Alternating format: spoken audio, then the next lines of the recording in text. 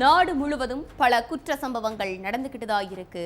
காவல்துறையினரும் விசாரிச்சுக்கிட்டு தான் இருக்காங்க. அது மாதிரியான பல குற்ற சம்பவங்களின் தொகுப்பு தான் நிகழ்தகவு.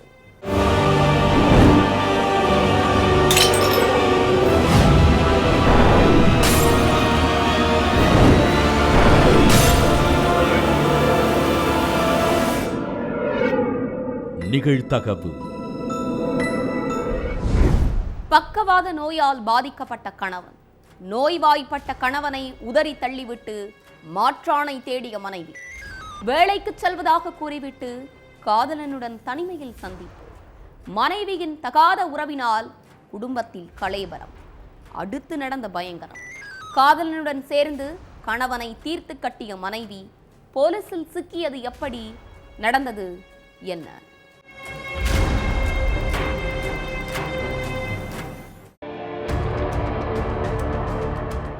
நள்ளிரவு 12 மணி இருக்கும். தரோடி குறித்த பகுதியில் உள்ள வீட்டிலிருந்து திஷாங்கிற பொண்ணு கத்தி கதறியபடி அக்கம் பக்கத்துல உள்ளவங்களுக்கும் சொந்தக்காரங்களுக்கும் போன் பண்ணி வீட்டுக்கு வர சொல்லி இருக்காங்க. போன்ல திஷா அழுகிற சத்தத்தை கேட்டுட்டு என்னாச்சோ ஏதாச்சோன்னு எல்லாரும் பதறி அடிச்சுட்டு போயிருக்காங்க.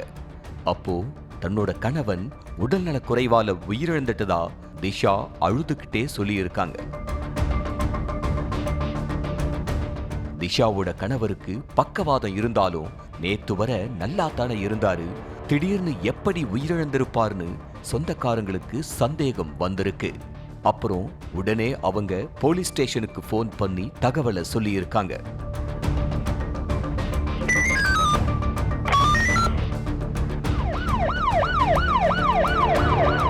ஸ்பாட்டுக்கு வந்த போலீஸ் சடலத்தை மீட்டு ஹாஸ்பிட்டலுக்கு போஸ்ட்மார்ட்டத்துக்கு அனுப்பி வச்சிருக்காங்க.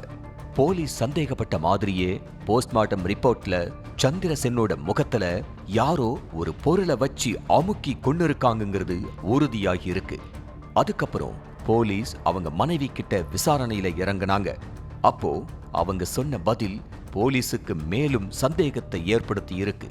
அடுத்து தங்களோட பாணியில கிடுக்குப்பிடி விசாரணை நடத்தினப்பதான் சந்திரசேன் உயிரிழந்தது எப்படின்னு தெரிய வந்துச்சு.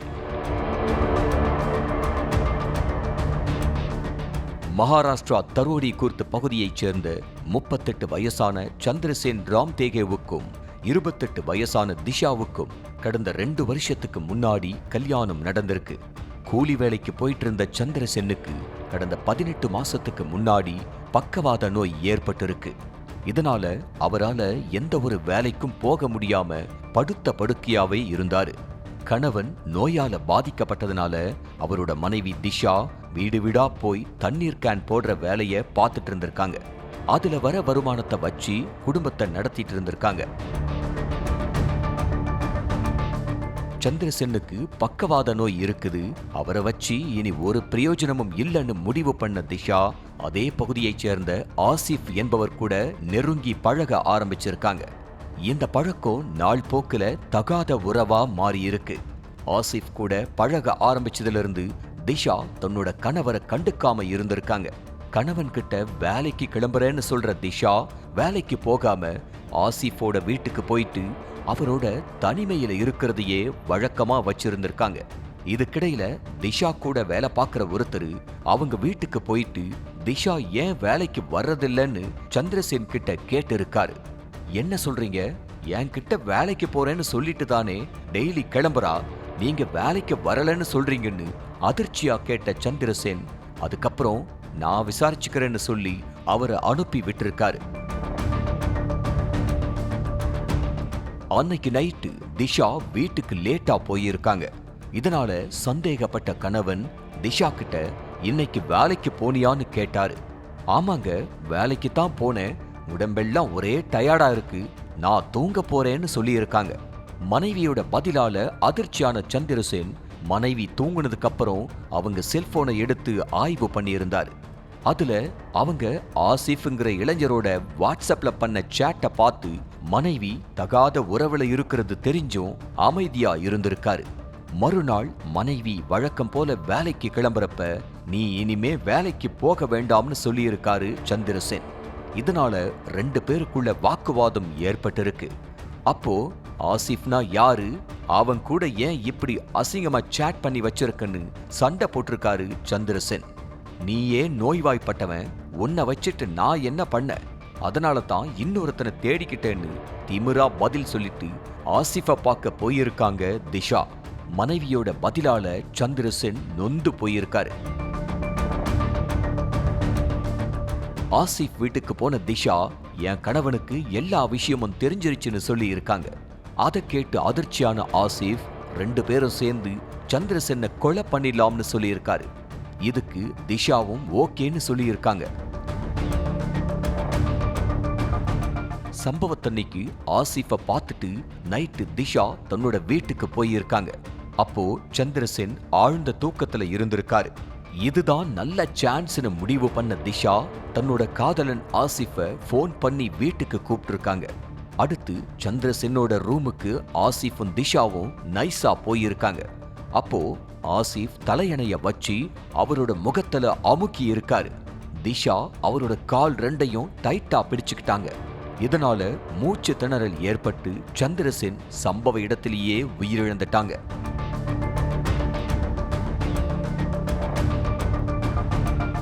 விசாரணையில எல்லா உண்மைகளையும் தெரிஞ்சுக்கிட்ட போலீஸ் திஷாவையும் ஆசிஃபையும் அரெஸ்ட் பண்ணி ஜெயில்ல அடைச்சிட்டாங்க. இளம் பெண்ணின் அலறல் சத்தத்தை கேட்டு ஓடோடி சென்ற அக்கம் பக்கத்தினர் வீட்டிற்குள் சென்று பார்த்தபோது அதிர்ச்சி. இரத்த வெள்ளத்தில் உயிரிழந்து கிடந்த இளம் பெண், உயிருக்கு போராடி கொண்டிருந்த இளைஞர். காதல் விவகாரத்தில் நடந்த கொடூரமா அல்லது வேறு ஏதும் காரணமா நடந்தது என்ன?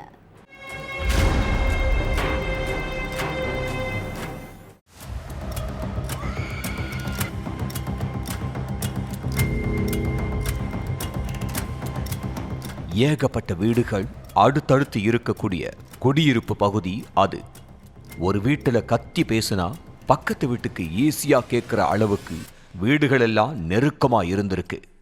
அப்படித்தான் ஒரு வீட்டில இருந்து திடீர்னு ஒரு பொண்ணு கத்துற சவுண்டு கேட்டு அக்கம் பக்கத்துல உள்ளவங்கெல்லாம் ஓடி போய் பார்த்திருக்காங்க. அப்போ இளம்பெண் ஒருத்தவங்க ரத்த வெள்ளத்துல துடிச்சிட்டு இருந்திருக்காங்க. அவங்க பக்கத்திலேயே இளைஞர் ஒருத்தரும் உயிருக்கு போராடிக்கிட்டு இருந்திருக்காரு.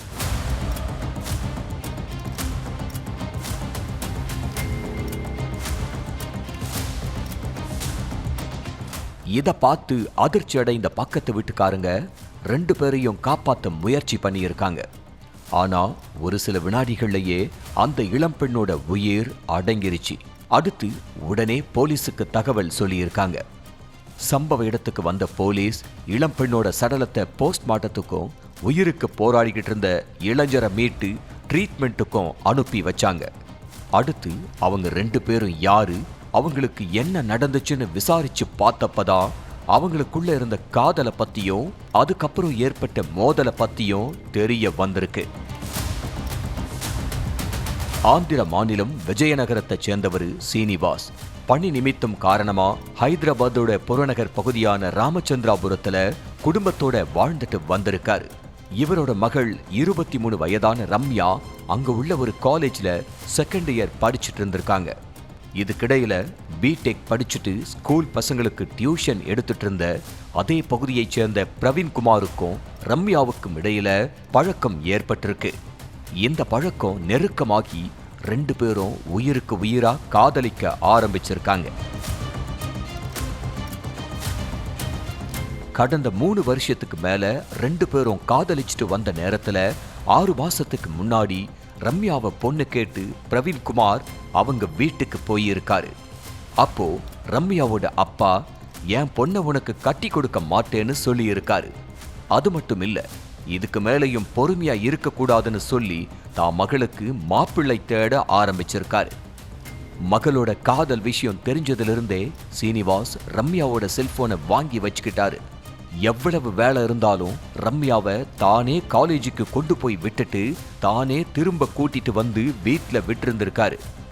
இதனால காதலிக்கிட்ட பேச முடியாம பிரவீன் தவிச்சிட்டு இருந்திருக்காரு. 6 மாசமா அலசி ஆராய்ஞ்சி தேடி அலைஞ்சி ரம்யாவுக்கு ஒரு வரன் பார்த்திருக்காரு அவங்களோட அப்பா சீனிவாஸ். இதை தெரிஞ்சுக்கிட்ட பிரவீன் மனசுடைஞ்சி போயிருக்காரு. ரம்யாவோட அம்மாவும் அப்பாவும் பஜார்ல இருந்ததை பார்த்த பிரவீன் அப்போ ரம்யா வீட்ல தனியா தான் இருப்பாங்கன்னு தெரிஞ்சுக்கிட்டு நேரா அவங்க வீட்டுக்கு போயிருக்காரு. பிரவீன் நினைச்சபடியே வீட்டுல ரம்யா மட்டும் தனியா இருந்திருக்காங்க. அப்போ உங்க அப்பா உனக்கு மாப்பிள்ளை பார்த்துட்டாரு, இப்படியே போச்சுன்னா நாம ஒன்னு சேர முடியாம போயிரும், இப்பவே என் கூட வந்துரு, நாம கல்யாணம் பண்ணிக்கலாம்னு காதலிய கூப்பிட்டிருக்காரு பிரவீன். ஆனா நான் எங்க அப்பா அம்மாவை விட்டுட்டு வரமாட்டேன்னு ரம்யா திட்டவட்டமா சொன்னதா சொல்லப்படுது. அப்போ உங்க அப்பா கூட சேர்ந்து நீயும் என்ன ஏமாத்த பாக்குறியான்னு கேட்டு ஆவேசமான பிரவீன் தான் மறைச்சு வச்சிருந்த கத்தியை எடுத்து ரம்யாவோட கழுத்தை அறுத்து கொன்னுட்டு அதே கத்தியால தன்னைத்தானே குத்திக்கிட்டு உயிரை மாய்ச்சிக்க முயற்சி பண்ணி இருக்காரு.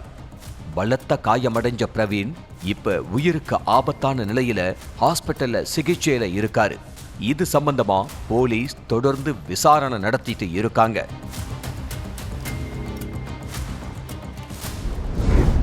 செல்போனில் சிரித்தபடி போன் பேசிக் கொண்டிருந்த மனைவி, குழந்தைகள் கண்முன்னே மனைவியை அரிவாளால் கழுத்தை அறுத்து கொன்ற கொடூரம். தாய் இரத்த வெள்ளத்தில் கிடந்ததை பார்த்து கதறி அழுத குழந்தைகள். 10 வருட திருமண வாழ்க்கை நொடியில் முடிவுக்கு வந்ததற்கு என்ன காரணம்?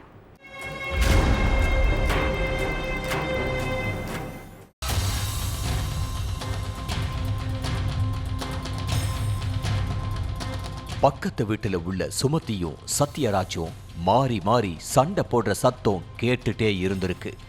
இவங்களுக்கு வேற வேலையே இல்ல, எந்த நேரமும் சண்டை போட்டுட்டே தான் இருப்பாங்கன்னு சொல்லி அக்கம் பக்கத்துல உள்ளவங்க அதை பெருசா கண்டுக்காம இருந்திருக்காங்க.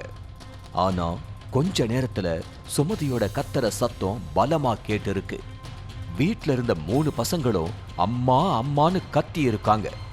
உடனே அங்கிருந்தவங்க என்ன ஏதுன்னு ஓடி போய் பார்த்தப்ப நடு வீட்டுல சுமதி கழுத்து அறுக்கப்பட்டு ரத்த வெள்ளத்துல சடலமா கிடந்திருக்காங்க. அவங்களோட 3 பசங்களும் ஒரு மூலையில கைய கட்டிக்கிட்டு நின்னுக்கிட்டு இருந்திருக்காங்க. சத்யராஜ் கையில அரிவாளோட வெறித்தனமா உட்கார்ந்துகிட்டு இருந்திருக்காரு. இந்த கொடூர சம்பவத்தை பார்த்ததும் அக்கம் பக்கத்துல உள்ளவங்க போலீஸுக்கு போன் பண்ணி தகவல் சொல்லியிருக்காங்க.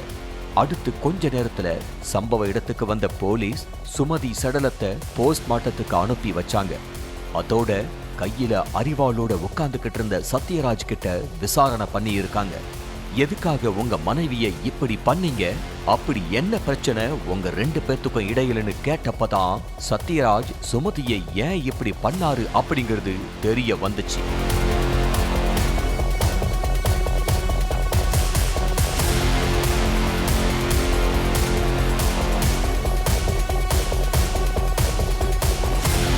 திருப்பத்தூர் ஆம்பூர் பக்கத்துல உள்ள உடையராஜபாளையம் அப்படிங்கிற கிராமத்தை சேர்ந்த சத்யராஜ் கூலி வேலைக்கு போயிட்டு இருந்திருக்காரு.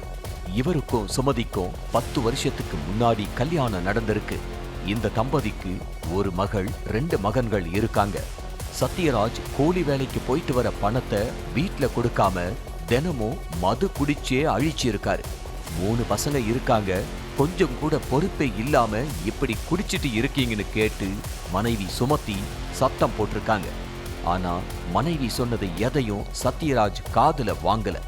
இனிமே இவரை நம்பி இருந்தா வேலைக்கு ஆகாது, நாம வேலைக்கு போனாதான் பசங்களை பார்த்துக்க முடியும்னு முடிவு பண்ண சுமதி தனியார் கம்பெனில ஹெல்பர் வேலைக்கு சேர்ந்திருக்காங்க.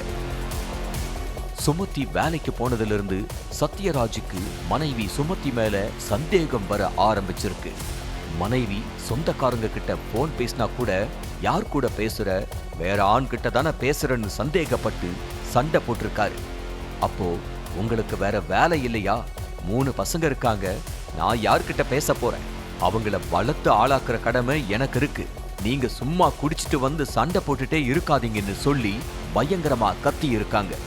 இதுல என்ன ட்விஸ்ட்னா, சுமதிக்கு வேலை பார்க்குற இடத்துல உள்ள ஒருத்தர் கூட இல்லீகல் கான்டாக்ட் இருக்கிறதா சொல்லப்படுது. இதுதான் எல்லா பிரச்சனைக்கும் ஆரம்ப புள்ளியாவே இருந்திருக்கு. சுமதியோட நடவடிக்கைகள்ல நிறைய மாற்றம் இருந்ததுனால மனைவியோட நடத்த மேல சத்யராஜுக்கு சந்தேகம் வந்திருக்கு. அதிலிருந்து கணவன் மனைவிக்கிடையில அடிக்கடி வாய் தகராறும் ஏற்பட்டிருக்கு. சம்பவத்தன்னைக்கு சாயங்காலம் சத்யராஜ் வழக்கம் போல கூலி வேலைக்கு போயிட்டு வீட்டுக்கு வந்திருக்காரு. அப்போ சுமதி வீட்டுக்குள்ள உட்கார்ந்து யார்கிட்டயோ போன்ல சிரிச்சு சிரிச்சு பேசிட்டு இருந்ததா சொல்லப்படுது. அதை பார்த்ததும் உச்சக்கட்ட கோவத்துக்கு போன சத்யராஜ் யார்கிட்ட பேசிக்கிட்டு இருக்குன்னு மனைவி சுமதிய ஆவேசமா கேட்டு இருக்காரு. எனக்கு தெரிஞ்சவங்க கிட்ட தான் பேசிக்கிட்டு இருந்தேன்னு சுமதி சொல்லி இருக்காங்க. ஆனா அதை நம்பாத சத்யராஜ் மனைவிய தகாத வார்த்தையால திட்டிக்கிட்டே செல்போனை கொடு, நானே செக் பண்ணிக்கிறேன்னு கேட்டு இருக்காரு. ஆனா சுமதி கணவர்கிட்ட செல்போனை கொடுக்க மறுத்ததுனால 2 பேருக்கும் இடையில தள்ளு முள்ளு ஏற்பட்டிருக்கு. ஒரு கட்டத்துல பொறுமையை இழந்த சத்யராஜ் வீட்ல இருந்த அரிவாளை எடுத்து சுமதியோட கழுத்து அறுத்து போட்டு இருக்காரு. அதுல ரத்த வெள்ளத்துல சரிஞ்சு விழுந்த சுமதி சம்பவ இடத்திலேயே துடிச்சு உயிரிழந்துட்டாங்க. சத்யராஜ் கிட்ட நடத்தின விசாரணையில மொத்த உண்மையும் வெளியே வந்திருக்கு. ஆத்திரத்தால மனைவிய கொலை செஞ்ச சத்யராஜ் சிறைக்கு போனதுனால அவரோட 3 பிள்ளைகளும் இப்ப நிர்கதியா நிக்கறாங்க. அட்டை உற்பத்தி கம்பெனியில் உயிரிழந்து கிடந்த பெண் தொழிலாளி நகைக்காக கொலை செய்யப்பட்டு இருக்கலாம் என்ற கோணத்தில் விசாரணையில் இறங்கிய போலீஸ். விசாரணையில் காத்திருந்த ட்விஸ்ட். 3 நாட்களுக்கு பின் கொலையாளி சிக்கியது எப்படி? கொலையாளி சொன்ன அதிர்ச்சி வாக்குமூலம் என்ன?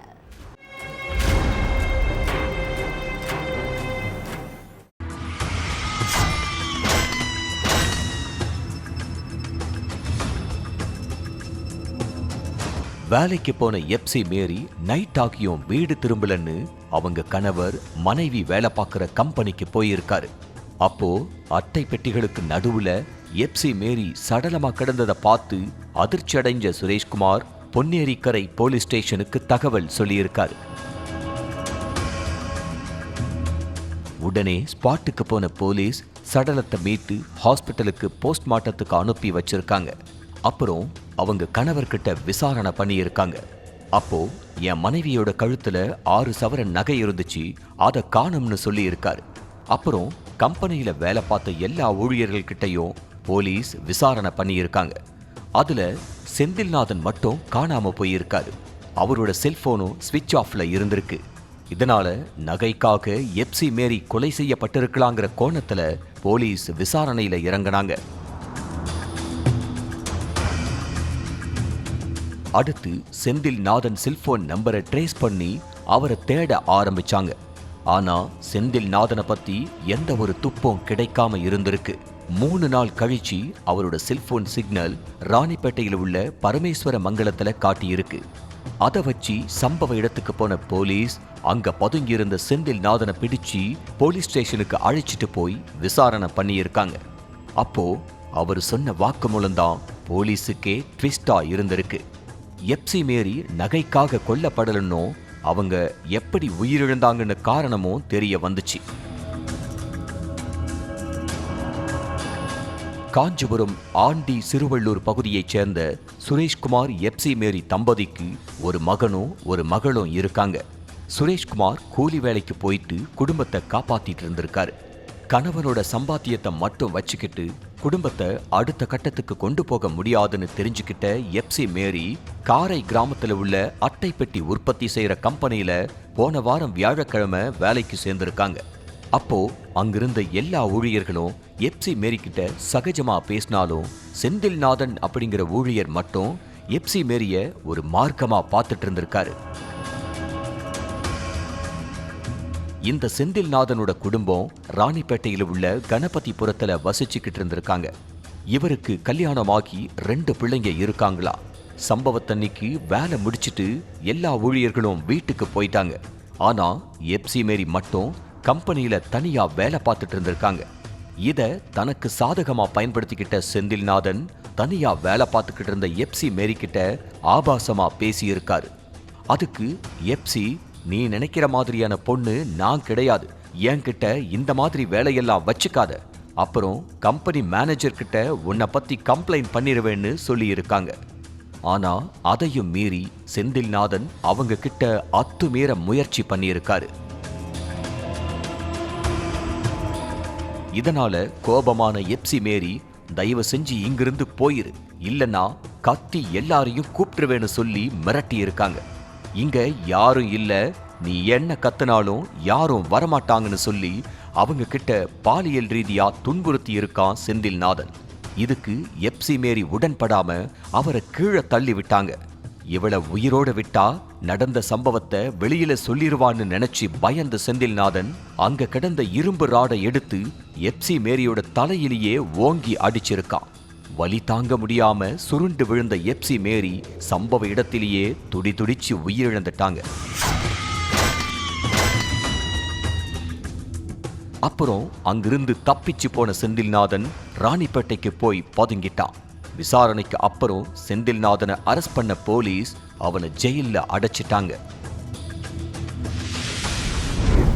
வீட்டில் அமர்ந்து தாய் தந்தையுடன் பேசிக் கொண்டிருந்த இளைஞர் திடீரென ஆயுதங்களுடன் உள்ளே புகுந்த கும்பல் தாய் தந்தையை சரமாரியாக தாக்கிவிட்டு இளைஞரை கடத்தி கொண்டு தப்பி ஓட்டம். இளைஞரை கம்பு கட்டைகளால் தாக்கி சித்திரவதை செய்ததோடு 10 வயது மூத்த பெண்ணுடன் கட்டாய திருமணம் செய்து வைத்தது ஏன்? நடந்தது என்ன?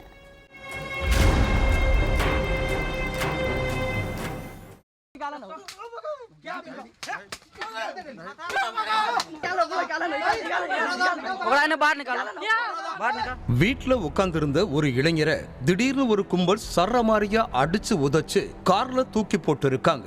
மகனை காப்பாத்த ட்ரை பண்ண தந்தையையும் அந்த கும்பல் விட்டு வைக்கல. அந்த இளைஞரோட அம்மாவையும் அப்பாவையும் அடிச்சு போட்டுட்டு மொத்த வீட்டையும் சூறையாடிட்டு வந்த கார்லயே மின்னல் வேகத்துல தப்பிச்சு போயிருக்காங்க.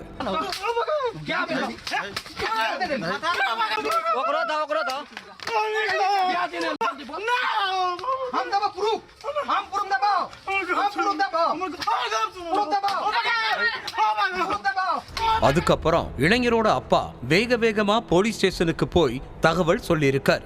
விஷயம் தெரிஞ்சு சம்பவ இடத்துக்கு போன போலீஸ் சிசிடிவி காட்சிகள் மூலமா இளைஞரை கடத்திட்டு போன வாகனத்தோட நம்பரை கண்டுபிடிச்சாங்க. அதுக்கப்புறம் அந்த வாகனம் போன ரூட்ல உள்ள பல சிசிடிவி கேமராக்களை அலசி ஆராய்ஞ்சு கடைசியா இளைஞரை அடைச்சு வச்சிருந்த இடத்தை கண்டுபிடிச்சு போலீஸ் அங்க போனாங்க. ஆனா அங்க அந்த இளைஞருக்கு கல்யாணமே நடந்து முடிஞ்சிருச்சு. அதுக்கப்புறம் போலீஸ் என்ன நடந்துச்சுன்னு விசாரிச்சப்பதான் அந்த இளைஞரோட வில்லத்தனம் வெளிச்சத்துக்கு வந்திருக்கு.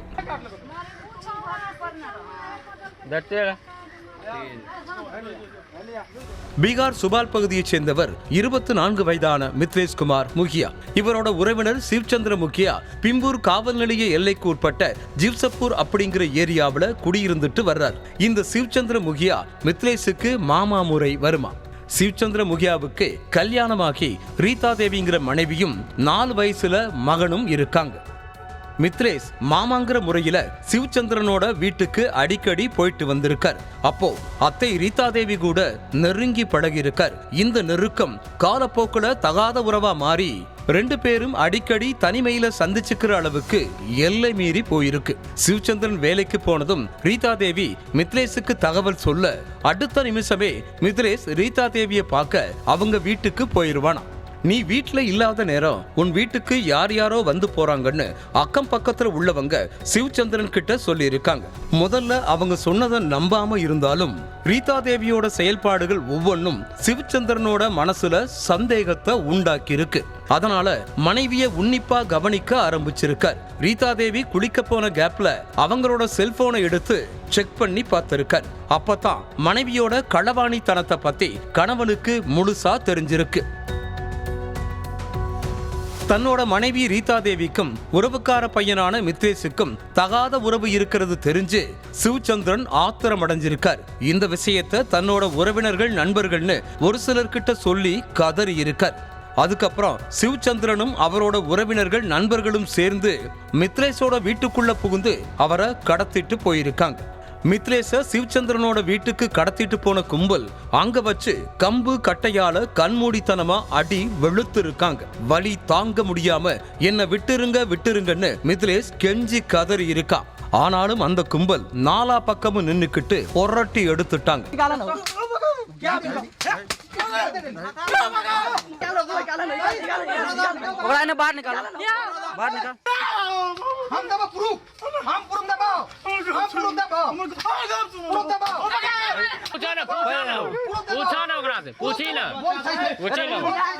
மித்லேஷ அந்த கும்பல் கொடூரமா அடிச்சு உதைச்சிட்டு இருந்தப்ப அவங்க கூட தகாத உறவுல இருந்த அவனோட அத்தை ரீதா தேவியும் அங்கதான் இருந்தாங்க.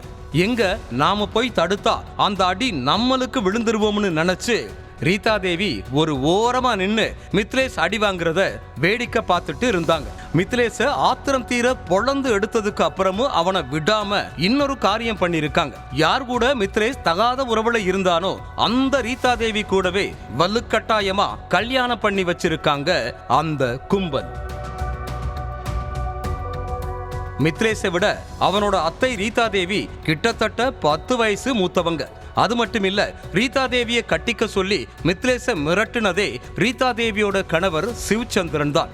அந்த கும்பலோட மிரட்டலுக்கு பயந்து மித்லேஷும் தான் தகாத உறவுல இருந்த ரீதா தேவியோட நெத்தியில போட்டு வச்சு மனைவியா ஏத்துக்கிட்டான். மித்லேஷ அந்த கும்பல் சர்ற மாதிரியா தாக்குன வீடியோவும், அதுக்கப்புறம் அவனோட அத்தையோட நெத்தியில பொட்டு வச்சு கல்யாணம் செஞ்சுக்கிட்ட வீடியோவும் சோசியல் மீடியாவில் வைரலாகிட்டு இருக்கு. மித்லேஷோட அப்பா கொடுத்த புகார் அடிப்படையில இளைஞரை கடத்திட்டு போய் அடிச்சு சித்திரவதை பண்ண சிவச்சந்திரனையும் அவனோட கூட்டாளிகளையும் போலீசார் தீவிரமா தேடிட்டு இருக்காங்க. ஆள் நடமாட்டம் இல்லாத இடத்தில் அரை நிர்வாணமாக கிடந்த 17 வயது சிறுமியின் சடலம்.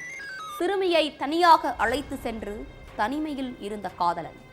சிறுமி பணம் கேட்டதால் கழுத்தை நெரித்து கொன்று சடலத்துடன் உடலுறவு கொண்ட பயங்கரம். நடுநடுங்க வைத்த சம்பவத்தின் பகீர் பின்னணி என்ன? குற்றவாளி சிக்கினானா?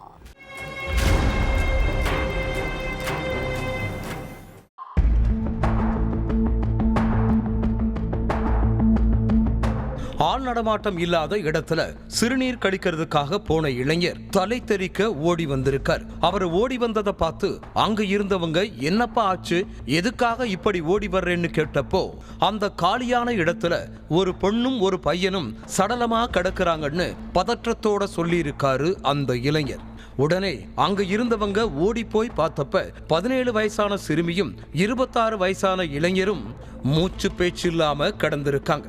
விஷயம் தெரிஞ்சு ஸ்பாட்டுக்கு வந்த காவலர்கள் 2 பேரையும் சோதனை பண்ணிருக்காங்க. அப்போ இளைஞரோட வாயில மணல் திணிக்கப்பட்டும் நாடி நரம்பு துடிச்சிட்டு இருந்ததை பார்த்திருக்காங்க. அதே நேரம் சிறுமி அலங்கோலமான முறையில இரத்த காயங்களோட சடலமா கடந்ததையும் பார்த்திருக்காங்க.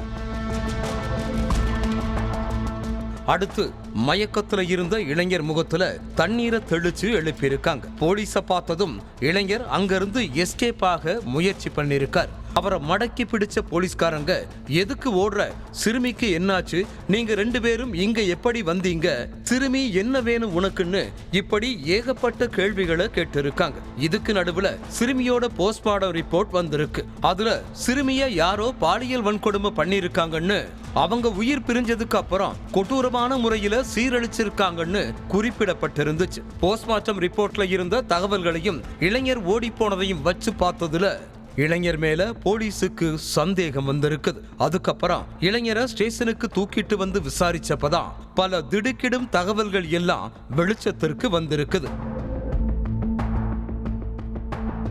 நெல்லை கல்லிடைக்குறிச்சியில உள்ள அயன்சிங்கம்பட்டியை சேர்ந்தவர் 26 வயசான மாரிமுத்து. கூலி வேலைக்கு போயிட்டு வந்த மாரிமுத்து கஞ்சாவுக்கு அடிமையாக இருக்கான். அது மட்டும் இல்லாம வீரவநல்லூரை சேர்ந்த 17 வயசு சிறுமி ஸ்கூலுக்கு போகும்போதும் வரும்போதும் அவங்க பின்னாடியே போய் ஆசை வார்த்தைகளை பேசி லவ் பண்றதா சொல்லி இருக்கான். சிறுமியும் வயசு கோளாறுல மாரிமுத்துவோட லவ்வுக்கு ஓகே சொல்லி அவங்க கூட பேசி பழகிட்டு இருந்திருக்காங்க. இந்த விஷயம் சிறுமியோட பெற்றோருக்கு தெரிய வரவே மாரிமுத்துவ கண்டிச்சிருக்காங்க. அதோட அவ மேல வீரவநல்லூர் போலீஸ் ஸ்டேஷன்ல போக்சோ கேஸும் ஃபைல் செய்யப்பட்டு ஜெயில்ல இருந்த மாரிமுத்து சில மாசத்துக்கு முன்னாடி தான் ஜாமீன்ல வந்திருக்கான். சம்பவத்தன்னைக்கு வெளியே போயிட்டு வரலாம்னு சொல்லி சிறுமிய தன்னோட பைக்ல அழைச்சிட்டு போயிருக்கான் மாரிமுத்து. அப்போ சிறுமி கிட்ட ஆசை வார்த்தைகள் கூறி ஆள் நடமாட்டம் இல்லாத இடத்துல வச்சு 2 பேரும் ரொம்ப நேரம் தனிமையில இருந்திருக்காங்க. கஞ்சா போதையில இருந்த மாரிமுத்து சிறுமி கிட்ட வக்கிரமா நடந்திருக்கான். அப்போ சிறுமி, நான் கேட்கிற பணத்தை கொடு, இல்லன்னா நீ என் கூட இப்படி இருந்ததை பத்தி வெளியே சொல்லிடுவேன்னு மிரட்ட ஆரம்பிச்சிருக்காங்க.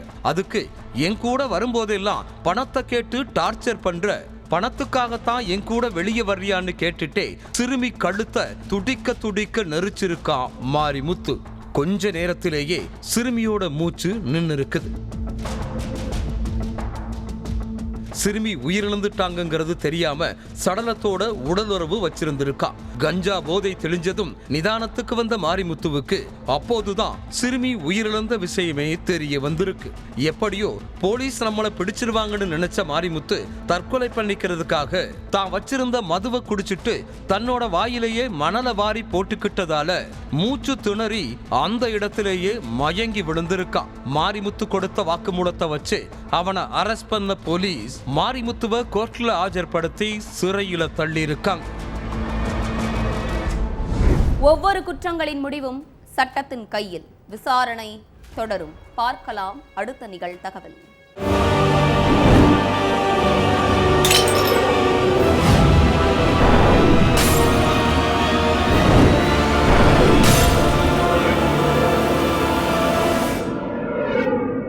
நிகழ்தகவு